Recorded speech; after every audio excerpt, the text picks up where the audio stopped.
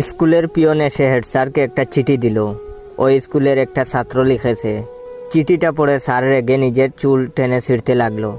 কি লেখা ছিল সেই চিঠিতে? তার আগে অবশ্যই আমার টিকটক অ্যাকাউন্ট বাইসা বনফায়ার আর ইউজার নেম ইওর জয় অ্যাকাউন্টটাকে ফলো দিয়ে রাখেন। আর হে ভাইয়ের এই ভিডিওতে লাইক, কমেন্ট আর কয়েকটা কপি লিঙ্ক করেন। চিঠিতে লেখা ছিল, ডিয়ার স্যার, সবার আগে জানতে চাই পরীক্ষার সিলেবাস কোন পাগল তৈরি করে। সিলেবাসের সাইজ দেখলেই মনে হয় ছাত্রছাত্রীদের উপর বহুদিনের পুরনো কোনো প্রতিশোধ নেওয়া হচ্ছে। এবার বলুন, এত কঠিন প্রশ্ন বানানোর জন্য আপনারা কত টাকা ঘুষ খান? প্রশ্ন দেখে স্টুডেন্টের মাথায় ডায়রিয়া শুরু হয়ে যায়। প্রতিশোধ নেন, ঘুষ খান, মেনে নিলাম, কিন্তু খাতাটা তো অন্তত একটু দয়ামায়ার সহিত দেখতে পারেন। আপনারা আপনাদের বউয়ের সাথে ঝগড়া করে খাতা দেখতে বসেন, তারপর আমাদের খাতার উপর দিয়ে জ্বর বয়ে যায়। আপনারা শিক্ষিত লোক, সমাজের বিবেক। এভাবে দিনের পর দিন বিবেকহীন কাজ করে আমাদের জীবনকে ধ্বংস করে দিবেন না। আশা করি আপনি আমাদের দুঃখটা একটু হলেও বুঝতে পারবেন। ইতি আপনার একান্ত বাধ্যগত ছাত্র। কি মিয়া, আমারে পাগল পাইছো? নাম লেখা বাস খাই।